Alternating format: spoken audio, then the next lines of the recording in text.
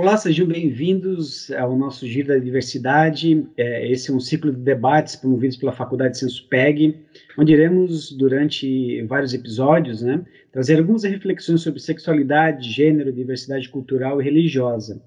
Esse debate de agora, que hoje iremos discutir aqui, ele vai ter uma abordagem acerca da diversidade religiosa.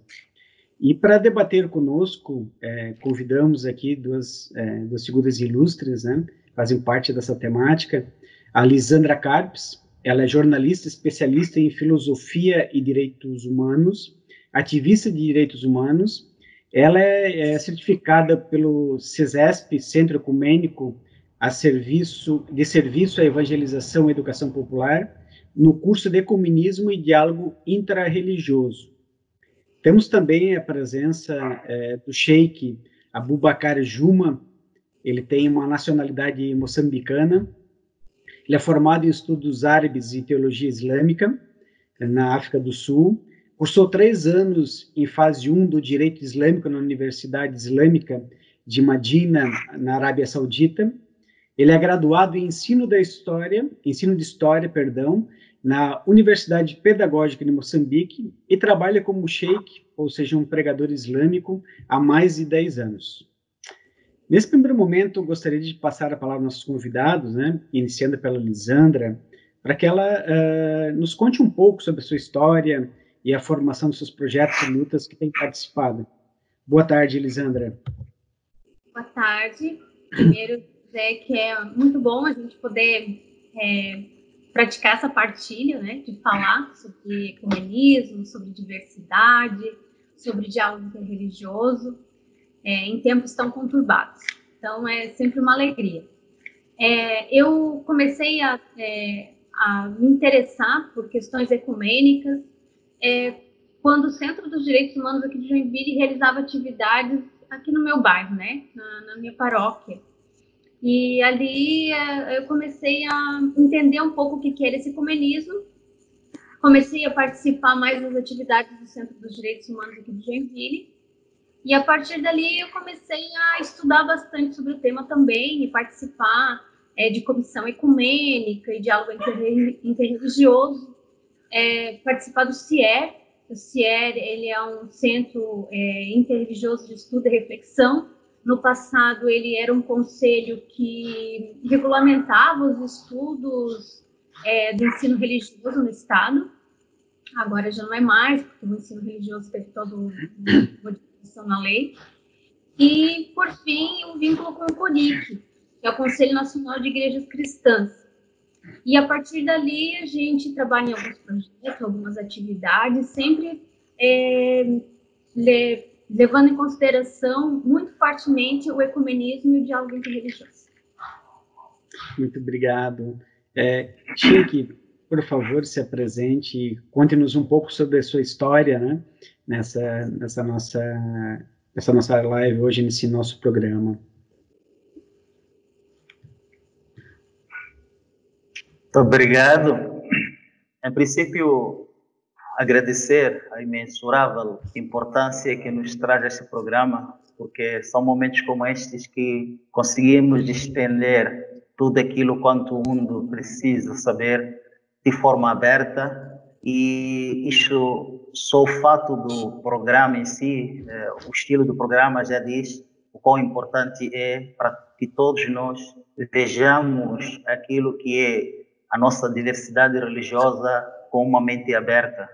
Portanto, aspectos ou fóruns como estes, nós já participamos alguns no nosso país e outros países, e vimos o impacto positivo que ele traz. E desde já agradecemos bastante.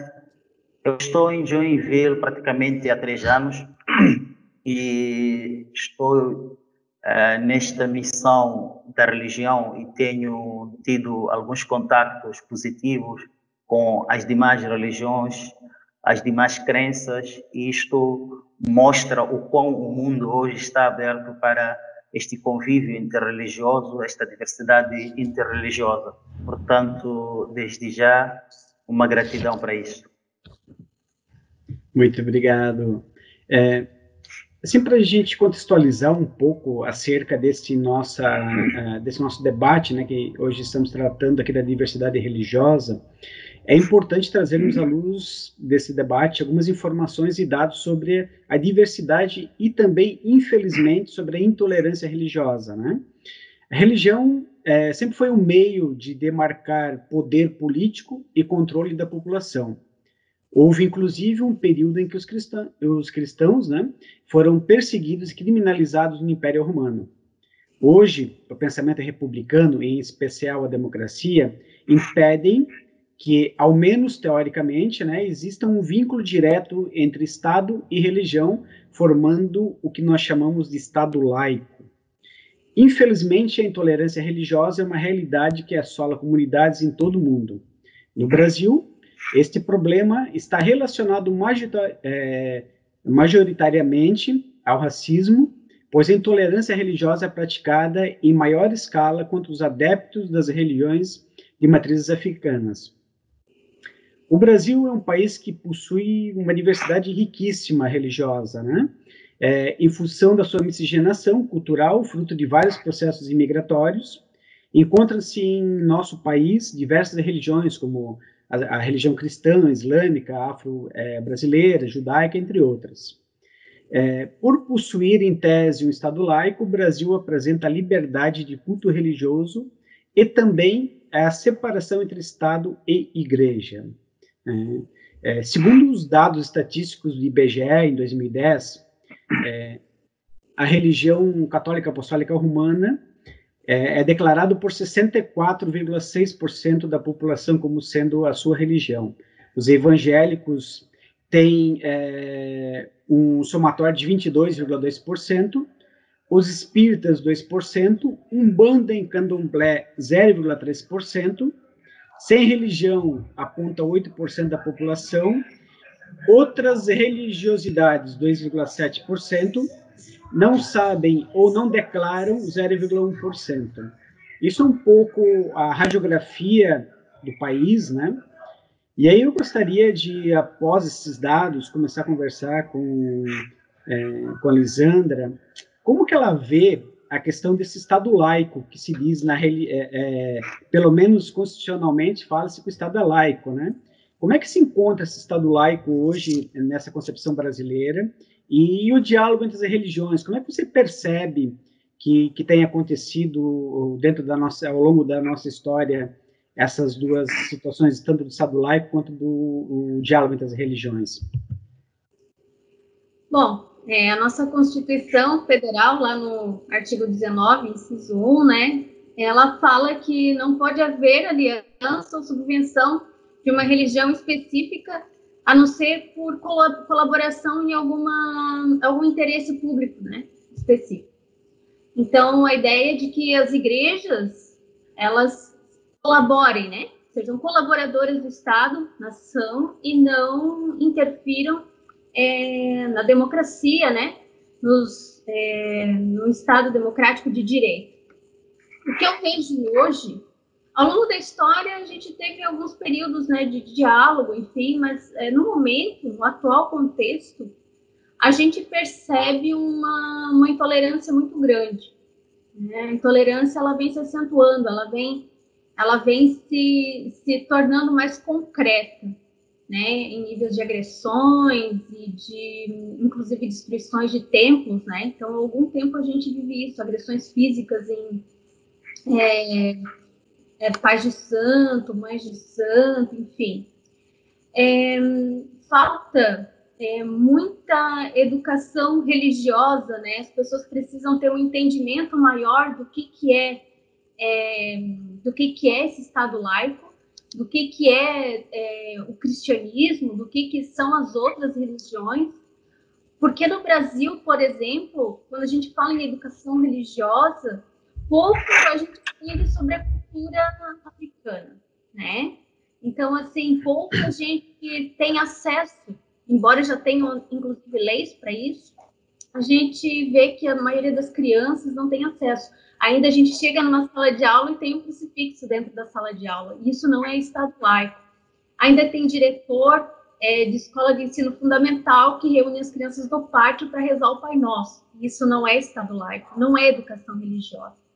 A educação religiosa, para que apontasse o país para um Estado laico, numa educação que venha da base, seria trabalhar todas as culturas, todas as religiões, sem que nenhuma se sobressaísse dentro do espaço de educação. Então, a partir daí, eu já vejo que o que diz respeito à laicidade e na própria Constituição já fica ali balançando, né? Então, eu penso que falta educação mesmo, no sentido de mostrar quem são as outras pessoas, quais são as outras culturas, as outras manifestações de fé, né? E como que tanto a nossa Constituição, que foi pautada na Declaração Universal dos Direitos Humanos, né? É considerada uma das constituições mais cidadãs do mundo, como que essa Constituição enxerga as religiões. Legal, muito obrigado. Sheik, o senhor concorda com essa colocação da Lisandra? Tem também este olhar que o Estado, embora teoricamente ele seja laico, ele não é tão laico assim? Bem, em princípio eu concordo plenamente, porque quando nós tentamos dar o conceito da palavra laicidade, é necessário que olhemos que esta palavra deve fazer sentir-se a nível de todas as outras crenças, independentemente deste país ter a maioria cristã ou a maioria católica. É necessário que isso se estende na sua totalidade. A laicidade do Estado, permita-me dizer que não é só no Brasil que há esta falha na sua aplicabilidade a nível alguns países do mundo que eu tive a oportunidade de dar volta, começando pelo meu próprio país. Olha-se mais pela religião que predomina e, aliás, permita-me também afirmar que, apesar desta religião predominar, não é a religião natural ou cultural daquele próprio país. A maior parte das religiões, infelizmente, nos chegaram a partir das colonizações. Todos nós sabemos disto.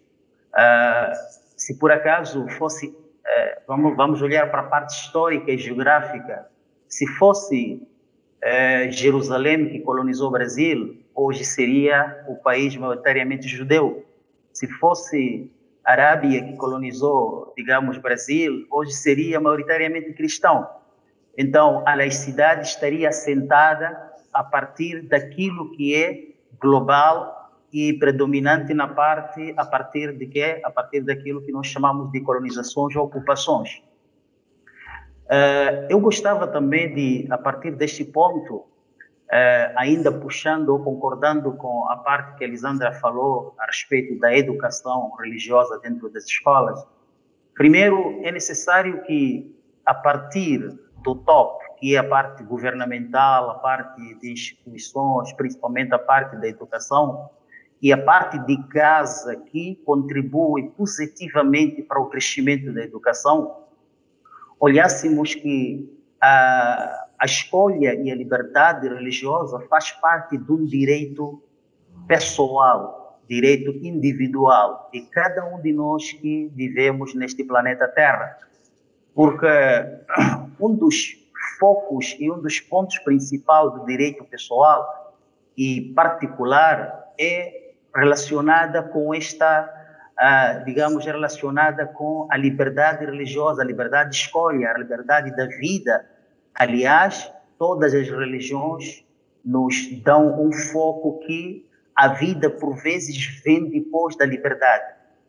Porque se eu educo o meu filho, que a melhor das religiões é a minha, e aí, olhando aqueles que são demais religiões, não fazerem parte da nossa, como se elas viessem ocupar uma parte do pedaço de terra que eu vivo, aí começa o conflito.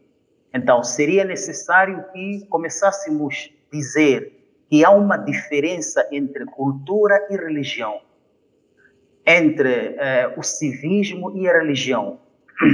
Eu tenho dito em minhas intervenções que a religião é um modo de vida escolhido por Deus, que quer que o mundo voluntariamente adere como seu modo de vida. O mundo, não uma determinada área do mundo, não uma determinada parte da Terra, mas que o mundo.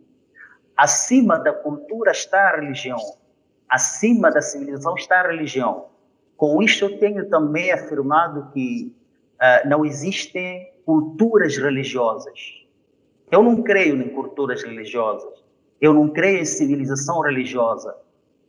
A cultura e a religião, aliás, a cultura e a civilização enquadram-se na religião para dar força, para dar, digamos, sustentabilidade para ela estar no top. Portanto, a cultura nós é que produzimos. Dentro do Brasil existem diversificadas culturas. A civilização nós é que cultivamos.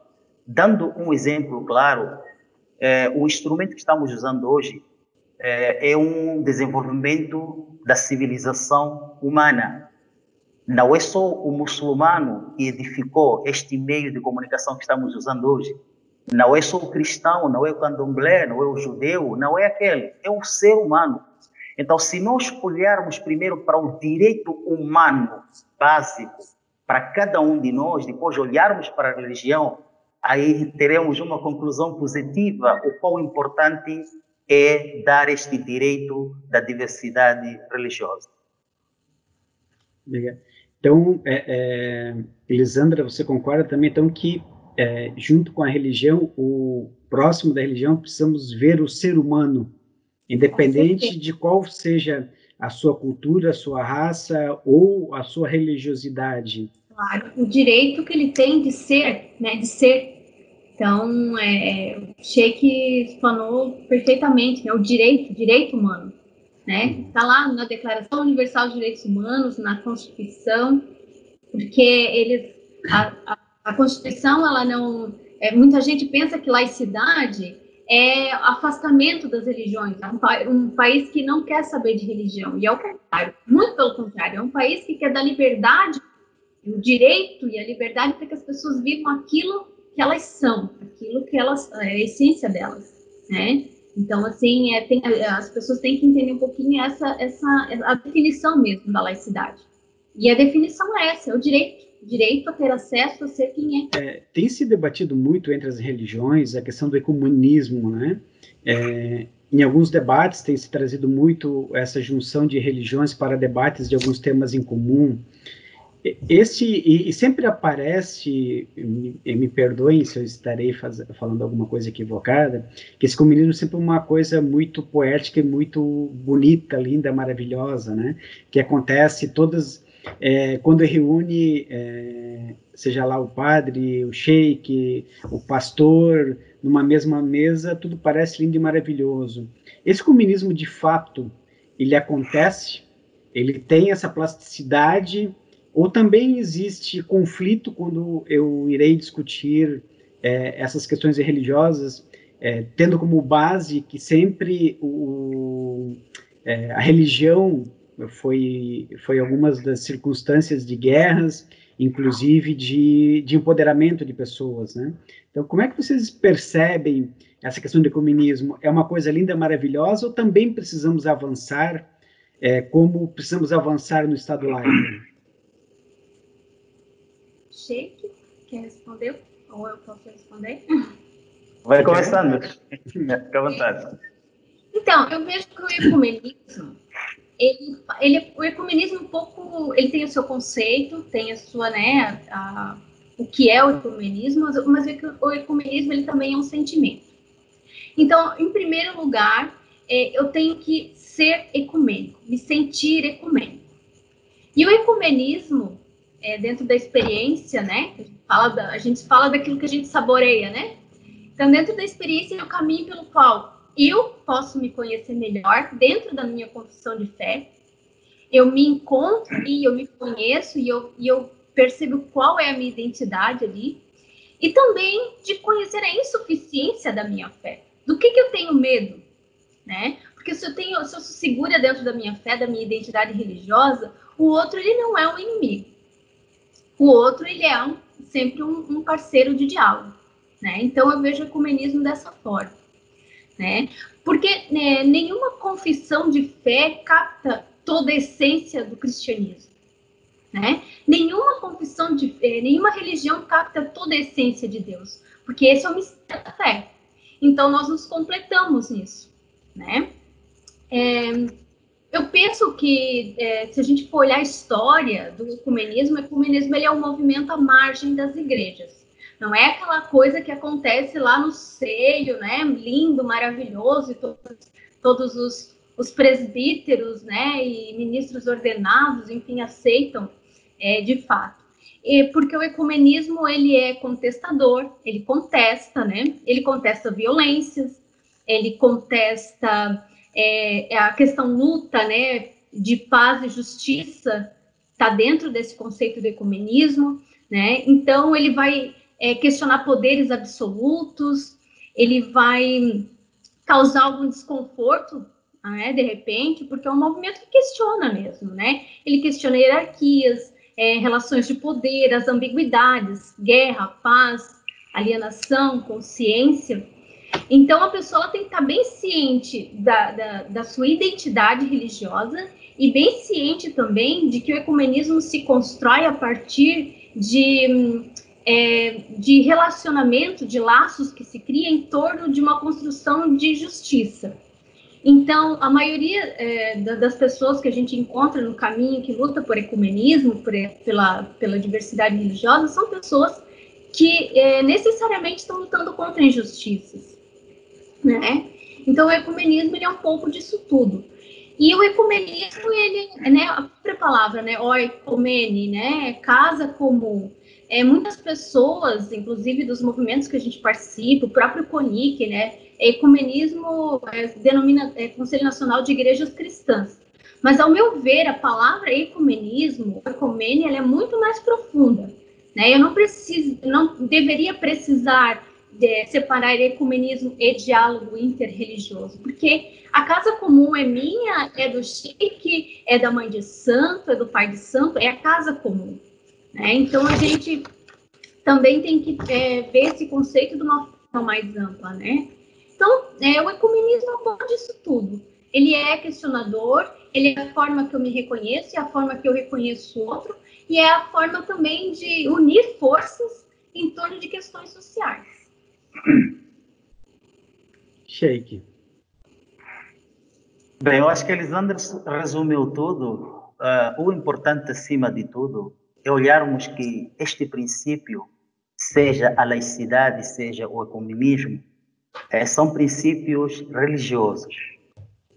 Por que que eu afirmo assim? Deus Altíssimo seja... Vamos olhar para aquilo que a religião islâmica ensina. A religião islâmica ensina que cada um tem um direito da escolha. Deus Altíssimo seja diz para o sagrado profeta do Islão, Muhammad, ao dizer, diga a verdade por parte do teu Senhor e deixa que o ser humano goza do seu livre-arbítrio. Quem apreciar que esta mensagem é veraz, que vai lhe guiar para o bem, que siga. Quem não apreciar, que não siga. Ninguém é imposto para o cumprimento de lei religiosa alguma. E Deus ainda diz que o vosso Deus e o nosso Deus é só um. Estou a falar da parte religiosa islâmica. Se olharmos para os fundamentos religiosos judeus ou cristãos, o Deuteronômio 6, no versículo 4 até 5, diz o seguinte: escuta, ó Israel, o Senhor nosso Deus é o único. Agora, se nós olharmos para esta unicidade, aí acharemos a importância da laicidade, a importância do ecumenismo. Por quê? Se a religião, como eu digo, a religião é única no mundo, vou sublinhar essa palavra. Para mim, ou essa expressão, a religião é única no mundo. Apenas as leis é que são diversificadas, as leis religiosas. Eu tenho dado um exemplo. Nós temos aquilo que é um partido, passo a expressão, um partido político. O partido político passou de muitas transformações, mas o nome pode continuar o mesmo. Vamos dar um exemplo do primeiro presidente daquele partido. Naquela época, a legislação daquele partido diferenciou alguns dos seus artigos na legislação no tempo do outro presidente. E assim sucessivamente. Mas não deixa de ser aquele partido. Então, infelizmente, neste molde todo, ou nesta sequência toda, podemos encontrar alguns partidários, alguns membros daquele partido que não concordaram com algumas leis novas e afastaram-se e foram criando outro partido. Eu costumo dar isto aqui na ciência política como um exemplo religioso. Esse partido seria a religião, que é de Deus. Essas legislações seriam os livros sagrados e os profetas que vieram dia após dia. O tempo de Abraão, as leis que emanavam naquela altura foram diferentes do tempo de Moisés. O tempo de Moisés, as leis que emanavam naquela altura poderiam ter acréscimo no tempo de Jesus. Mas isso tudo não quer dizer que eles, entre o Abraão, Moisés, Isaac, todos eles, Jesus, vieram de partidos diferentes. Todos eles vieram de um único Deus. Só que alguns humanos, como esses partidários ou esses membros, não concordaram com uma lei nova. É por isso que começou aquela situação de perseguição de diversos profetas na face da terra. E aí cada um foi dizendo, não, a minha religião é efetiva, a minha lei é efetiva. E o erro que o ser humano cometeu foi de apelidar isso como religião, pensando que a lei do Moisés é que é a única religião, a lei de Jesus é a única religião. E aí saíram essas religiões. Quem segue Abraão, hoje nos Estados Unidos criou-se uma nova religião conhecida Abrahamic Faith, que é a fé ibrahimita, para tentar unir essas todas as religiões, uma vez que o Abraão é o foco de todas as religiões. O muçulmano crê no Abraão, o judeu crê no Abraão, o cristão crê no Abraão. Tentar unir. Então, para mim, eu acho que este ecumenismo quer tentar fazer isto, quer tentar resgatar aqueles valores perdidos da importância da religião, ou olhar que a religião é uno, mas sim as leis são diversas. Na nossa formação interreligiosa, nós tivemos essa oportunidade, porque nós tínhamos esta oportunidade de estudar a parte islâmica, a parte cristã, a parte judia, para formarmos o homem que hoje pode estar à vontade numa mesa ecumênica e sentir que estamos entre irmãos. Agora, se encontrarmos alguém que apenas está formada numa área específica, de forma cega e de forma, permita-me afirmar, de forma fanática, aí sim. Então, para mim, um fanático religioso, o problema não é a religião, o problema é o fanático religioso. Então, o ecumenismo está fazendo isto, mas permita-me dizer que deve fazer mais para tentarmos deixarmos de olhar as diferenças legisladas e olharmos para a unicidade da religião, e é o foco divino. Pegando um gancho nessa sua fala, Sheikh, a gente vê hoje, temos uma estatística horrível no Brasil sobre a questão da intolerância religiosa, né? Principalmente com por incrível que pareça, né? As religiões de matriz afro, embora a maioria da população brasileira seja oriundos de negros, né? Ainda se tem isso. E o islamismo também passa por esse processo também de preconceito e de intolerância, né? Vocês conseguem absorver ou entender que essas intolerâncias, elas partem somente de um grupo radical e fanático, ou tem algo mais estruturado que faz com que tenha-se essas reações de intolerância na sociedade? Bom, é sempre fanatismo, é sempre fundamentalismo religioso. Isso a gente não tem como desassociar. Existe um sistema, uma rede de demonização do outro, né? E isso a gente vê, inclusive, em canais de televisão aberta, né?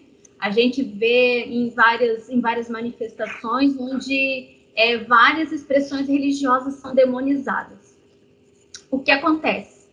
Ela causa medo, ela gera insegurança, as pessoas têm um profundo receio, né? dessas religiões. São religiões, na sua maioria, espíritas, né? Todas elas são de educação dos espíritos, de entidades, enfim.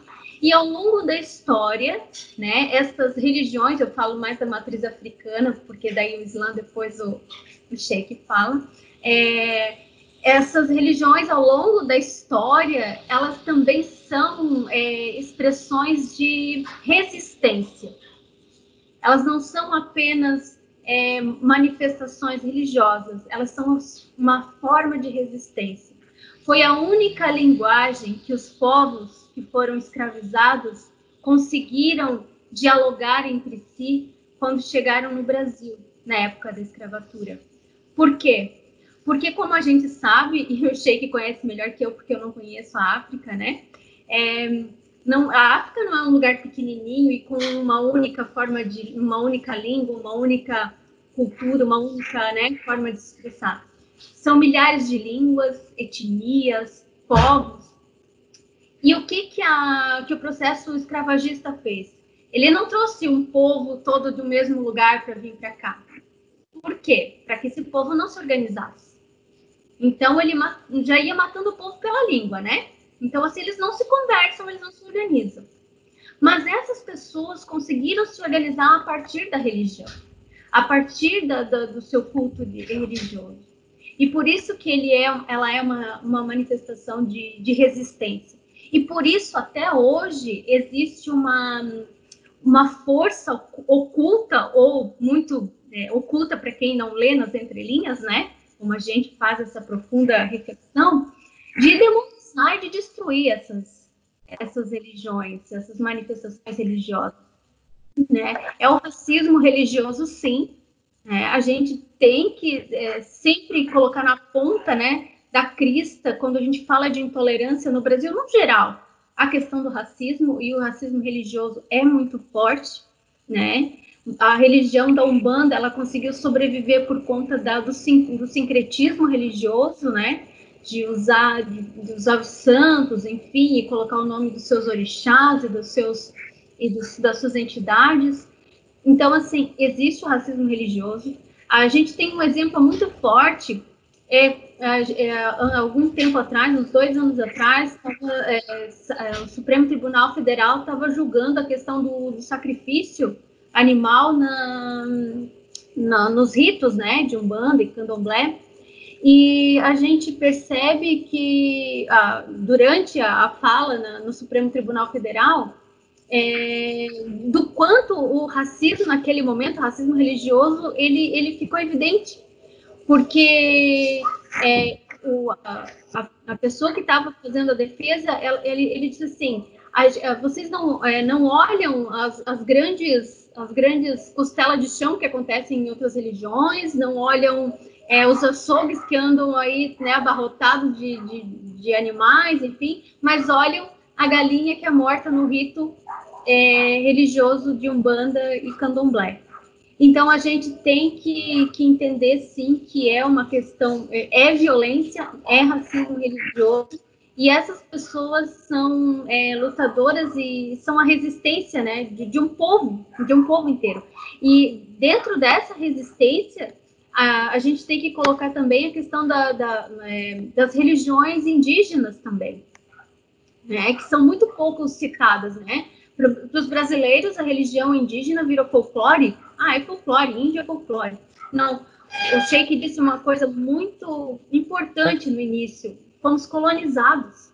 Nessa terra já tinha gente que já tinha sua forma de adorar, já tinha sua forma de se expressar religiosamente também. E ela persiste até hoje, ela também resiste até hoje. Também é uma forma de manifestação religiosa e que também se demoniza e também quer se destruir, porque tem toda uma forma de olhar o mundo diferente do que a gente vê, né? Sheikh, por favor. Bem, a pergunta é pertinente e foi bem explanada também, olhando para a ordem histórica. Permita-me mais uma vez frisar que o que está acontecendo no mundo, nós ainda todos os países, falo de português, vamos lá, falo de Moçambique e Brasil, porque tem um elo comum de efeitos da colonização. Nós, os brasileiros, moçambicanos, angolanos, São Tomé, Príncipe, nós não entendemos um fato. Nós fomos dados aquilo que é a libertação, mas não fomos dados, digamos, estamos independentes, mas não estamos livres. Este é um foco. Uma coisa é estar livre, falar o que você achar melhor, educar o seu filho como você achar melhor, de acordo com as suas convicções.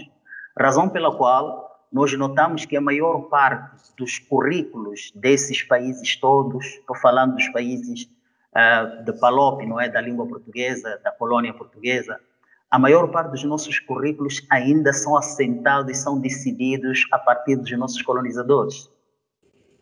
Eu vou dar um exemplo que vivi na minha tenra idade. Quando a colônia chegou no nosso país, antes deles já tinham passado lá os holandeses, já tinham passado lá os árabes. Só que os árabes vieram num processo mercantil, numa ocupação e não como uma colonização. E aí, quando vêm os portugueses, vieram com o sistema de colônia e assim escorraçaram os outros que já estiveram lá ocupando.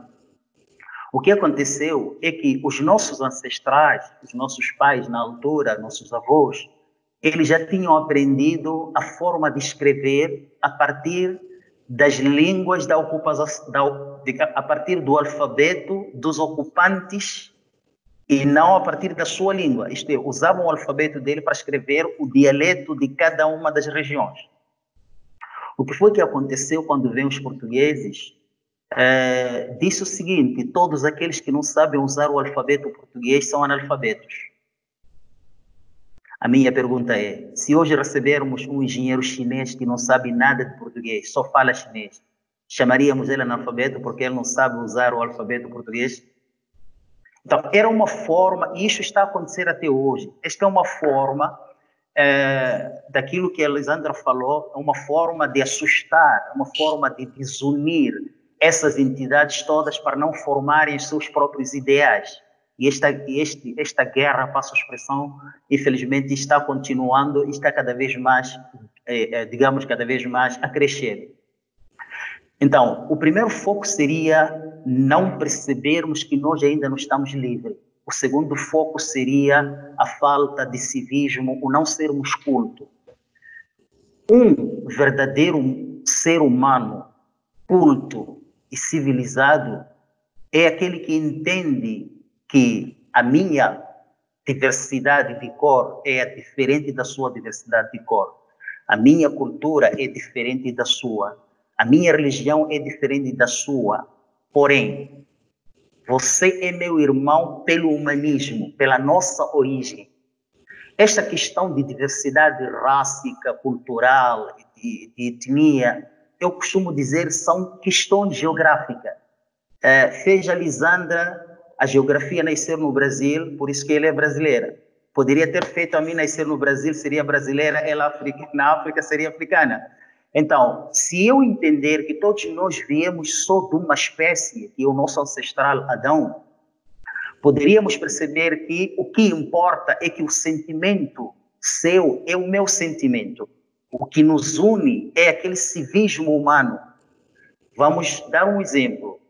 Quer dizer, se eu penso assim, se eu sou educado desta maneira a partir da minha tenra-idade, dentro da minha casa, dentro das instituições religiosas, que o que diferencia é menor do que o que nos une.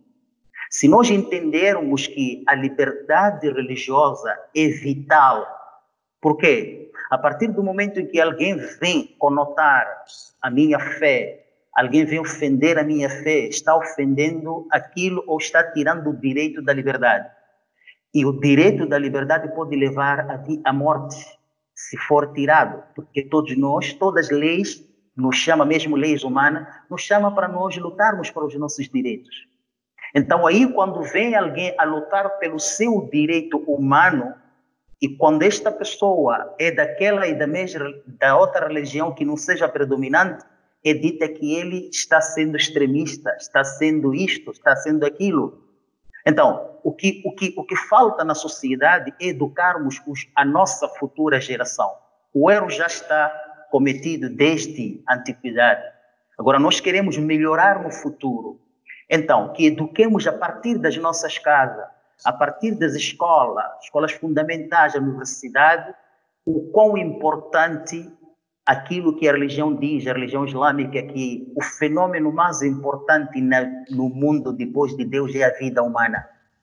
Não importa a sua religião, não importa a sua crença, a sua raça, a sua origem, o que importa é a vida humana. Deus Altíssimo seja, por mais que seja uma criança, eu costumo dar um exemplo claro. Se aparecer alguém hoje que insulta a minha religião, e eu, se for um indivíduo culto religioso, não religioso sem cultura, ou por outra, não religioso sem civismo, se eu for um indivíduo culto religioso, cívico religioso, eu vou entender que este indivíduo está insultando, está ofendendo a minha religião, porque ele desconhece a verdade. Então, quem desconhece a verdade é amparado, não é respondido com a violência. Deus Altíssimo seja diz no Alcorão Sagrado, quem tiver feito o bem, quer seja no tamanho de um átomo, verá as suas recompensas. Quem tiver feito o mal, quer seja no tamanho de um átomo, verá também as suas consequências. Então, por um outro lado, nos chama o seguinte, que quando alguém desconhece, notamos que ele fez o mal, mas este mal eu devo definir que ele não tem este conhecimento para tal. Devo amparar para tentar demonstrar a ele que não. O conceito que você tem da religião não é desta maneira, é aquela, é aquela, é aquela. Para que ele amanhã venha ter uma outra miragem. Agora, se eu for um religioso fanático, que fui criado dizendo que a única religião verdadeira e boa é a minha, o que vai acontecer? Ele vem ofender a mim e eu vou à violência. E ele já ganhou. Porque eu fui para a violência, não olhei para aquela situação de civismo. Então, o que falta em nós é isto. O que falta em nós, infelizmente, é isto. Esquecermos os efeitos da colonização, olharmos a importância do civismo de verdadeira educação. Porque há faço a expressão, perdão por levar muito tempo, há uma parte muito importante que eu costumo dar aos meus alunos, que é importante diferenciarmos entre educação e ensino. Alguns países não têm Ministério da Educação, tem Ministério de Ensino. Então, se haver uma educação boa, é melhor do que um ensino de alto nível, de PhD, por aí. Agora, se haver um ensino alto, enquanto a educação for frágil, não vamos nos entender. Perfeito. Muito obrigado, Sheikh. Vendo essa contextualização toda, onde a gente vê um Estado que se diz laico, mas que não é laico, que existe um preconceito e uma intolerância religiosa, como é que vocês enxergam ou entendem o papel da educação formal, seja ela no ensino fundamental, ou mesmo no ensino superior, como nós na faculdade? Qual a importância deste ensino e aonde ele se encaixa dentro desse contexto aí para melhorar ou minimizar, ou pelo menos mitigar, né, o efeito da intolerância e também que nós consigamos, de fato, termos um Estado laico de verdade e não somente de lei? Bom, eu posso iniciar?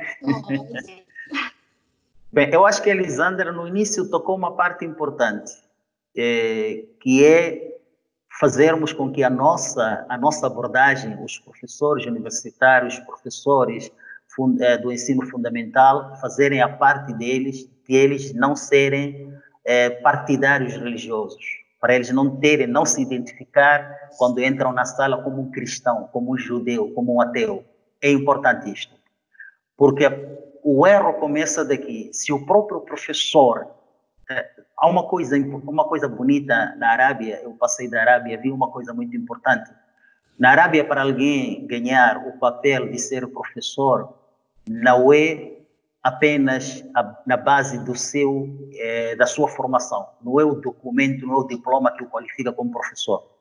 a sociedade, os pais é que elegem que este indivíduo tem caráter de ser nosso segundo pai dentro da sala de aula com os nossos filhos. Então, a partir do momento em que um professor entra na sala de aula, ele em si já é preconceituoso, aí a coisa não vai. E a partir do momento em que aquilo que nós chamamos de controle a respeito do comportamento, a respeito de como as aulas estão a decorrer dentro da sala de aula, a direção pedagógica, se não faz seu papel também, ou se ele também acha que falar melhor do cristianismo, porque estamos num país em que predomina mais o cristianismo, é melhor, aí nunca vamos sair desta.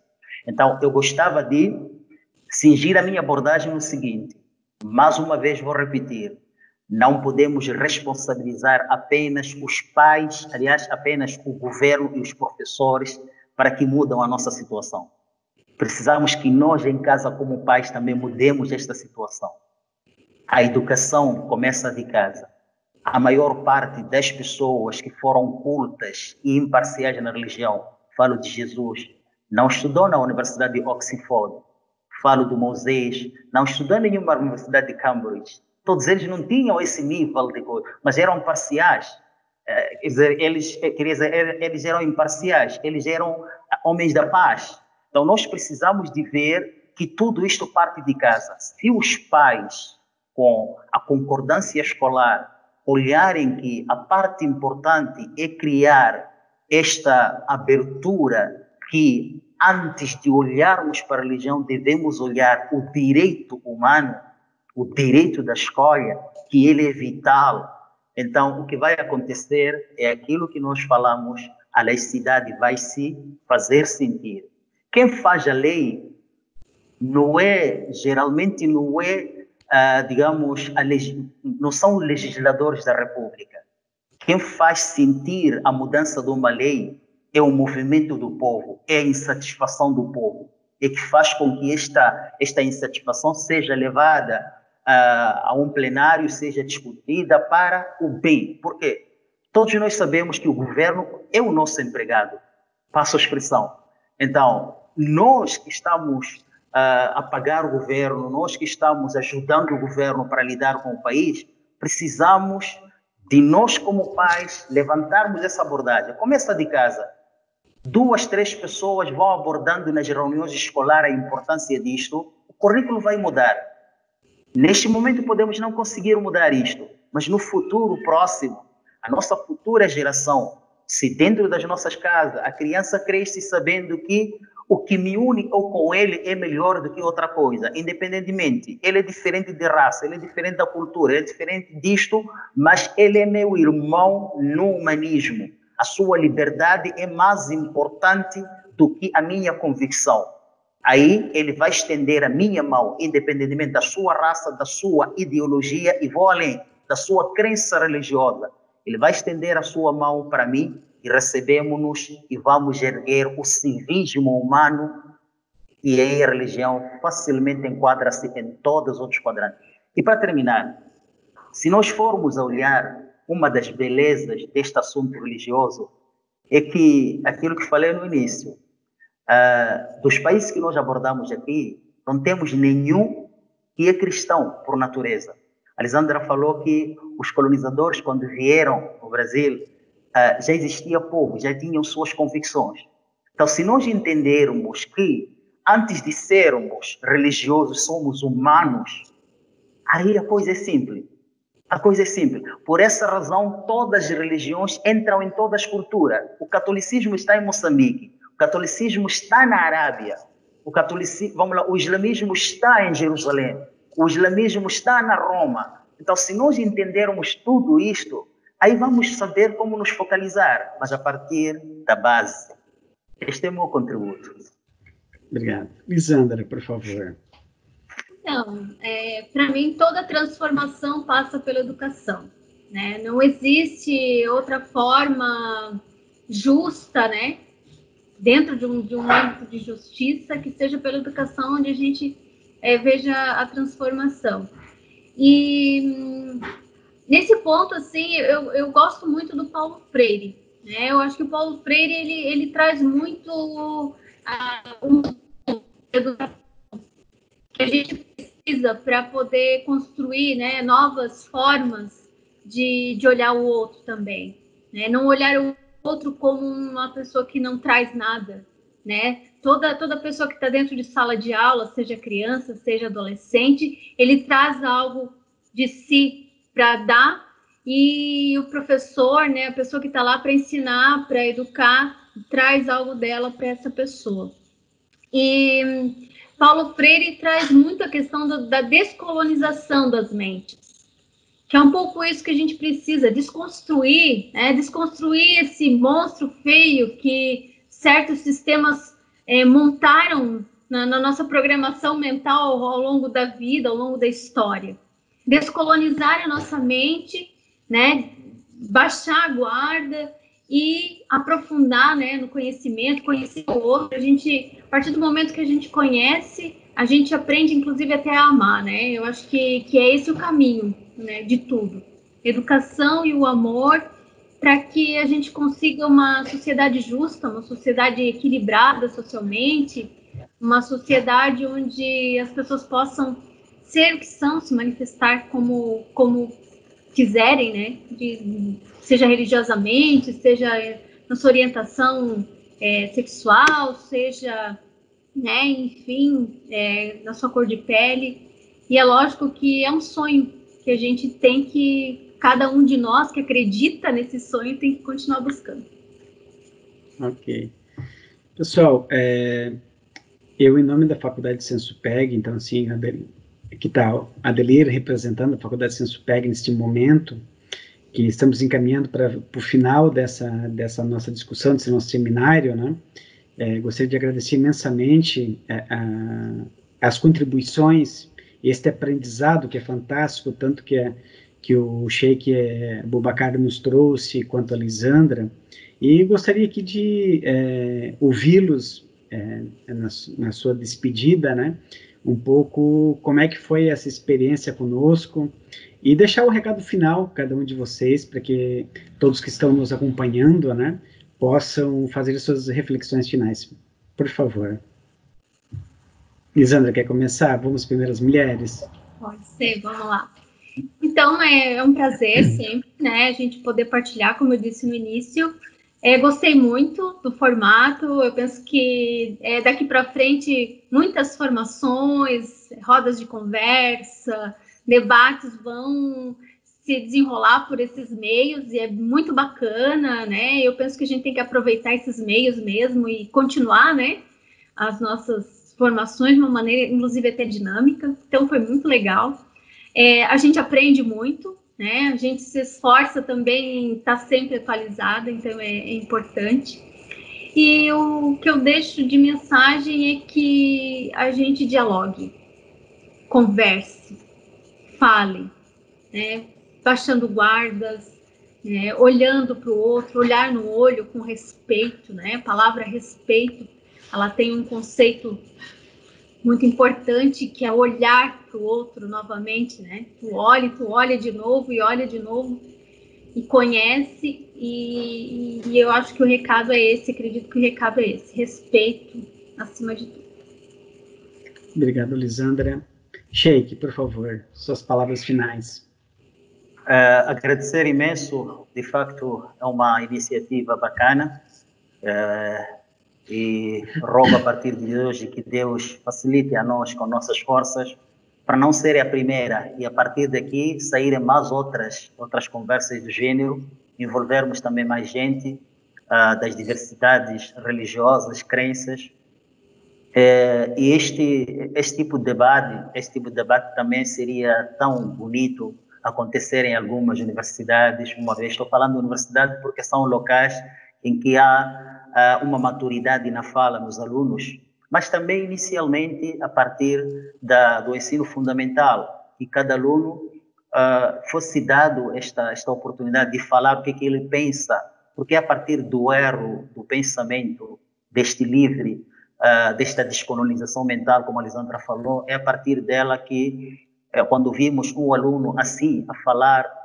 de forma digamos, de forma preconceituosa, aí nós podemos buscar isso como um novo tema, vamos abordando, vamos fazendo essa abordagem, porque às vezes não somos culpados, às vezes é esta falta de descolonização mental, de fato, que nós temos, às vezes a falta de não saber a coisa.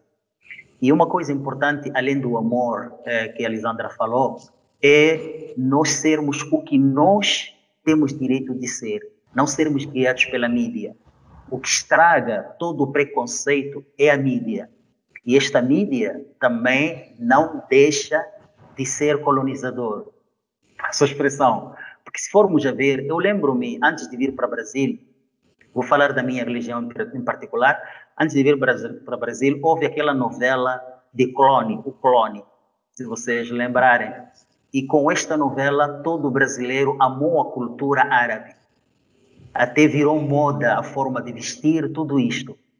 Mas com a aparição daquela destruição da Wall Street Cap Center, a mídia, a maneira que abordou o assunto, tudo isto, a partir daí começou o preconceito. Estou a falar contra os próprios muçulmanos. Então a coisa não é olhada como, quer dizer, não é olhada com uma mente como eu sou, é olhada com a mente como eu sou guiado para olhar. Então nós precisamos conhecer todas as religiões a partir do próprio religioso, não a partir do outro religioso. Se eu quero conhecer o cristianismo, sento com o padre, sento com a investigação aberta. Se eu quero conhecer o judaísmo, o mesmo. Assim a coisa vai matar esses equívocos e vai me levar para um nível mais alto, porque a Lisandra falou ali, aprendizagem é muito importante. Para terminar, eu gostava de deixar aqui uma recomendação do versículo do Alcorão. Nesta diversidade religiosa toda, Deus Altíssimo seja, e nessas diferenças que nós podemos chamar de diferença, quanto na verdade não são diferenças, Deus Altíssimo seja diz o seguinte no capítulo 49, no versículo 13, ó humanos, a expressão começa ó humanos, não ó religioso, não ó muçulmano, não ó cristão, não ó judeus, ó humanos. Em verdade, nós vos criamos de macho e fêmea e vos dividimos em povos e tribos. Para que propósito? Deus disse, para reconhecerdes uns aos outros. O machismo não pode prevalecer acima do feminismo. O feminismo não pode prevalecer acima do machismo, mas deve completar um ao outro. Os povos e tribos, Deus fez apenas para isto que está a acontecer agora. A sua fala, o seu idioma já diz que o senhor é brasileiro. O meu idioma já diz que eu sou moçambicano. A minha cor da pele, a sua cor da pele. Então, o propósito não é para dividir. O propósito não é para superioridade. Deus disse para reconhecer uns aos outros. E mais adiante, para terminar o versículo, diz o seguinte: sabeis que o mais honrado dentre vós perante Deus é o mais temente. Sabeis que o mais honrado dentre todos vós perante Deus é o mais temente. Sabeis que Deus é sapientíssimo e está bem inteirado. Quer dizer que hoje os problemas estão a acontecer. Eu quero ser o melhor. Eu sou filho de Deus. Eu sou escolhido por Deus. Amado irmão, minha irmã, se você quer ter essa superioridade, seja o mais temente. E quem é o mais temente? É aquele que aceita todas as mensagens de Deus, desde o nosso ancestral até o último homem. Se eu, hoje que sou muçulmano, venho e digo, não aceito a mensagem do Messias, não aceito a mensagem de Jesus, então, e me titulo de mais temente, e não sou mais temente. O mais temente é aquele que agrupa todas as mensagens divinas ou não sou o mais honrado, porque o mais honrado é aquele que agrupa todas as mensagens divinas para identificar-se como temente. Esta é a mensagem final que eu deixo para todos nós. Muito obrigado, Sheikh. Então, estamos chegando ao final desse nosso debate, né? Gostaria de dizer a todos, né, que estão nos acompanhando, que o nosso muito obrigado, e tenho plena certeza que foi esclarecedor, principalmente nos ajudou a levantar várias questões que são importantes no nosso dia a dia. Não se esqueça também de conferir, né, toda a nossa programação, nossos outros debates do Giro da Diversidade, no canal da Faculdade SensoPeg, que vamos deixar a descrição dos links de vídeos conforme forem saindo. A gente está nesse momento de produção e também de gravação desses episódios, né? Gostaria, em nome da Faculdade SensoPeg, com todo o carinho e empatia, agradecer aos nossos convidados Lisandra e Sheikh Abubakar. Quero também fazer aqui uma referência, porque esses nossos programas, essas nossas discussões aqui, não acontecem somente aqui com o Adelir, né, ou com nossos convidados, mas sim com toda uma equipe que ajuda, que prepara, que trata os temas, que faz toda essa logística para que isso aconteça. Em especial aqui, a Ana Carolina, a Aline, a Érica e todo o time de marketing, né? Então, gostaríamos de agradecer profundamente a todos vocês e marcar nosso próximo encontro. Até uma próxima vez. Muito obrigado e que todos nós possamos fazer o nosso dia a dia a partir das nossas reflexões. Até a próxima. Muita gratidão e obrigado.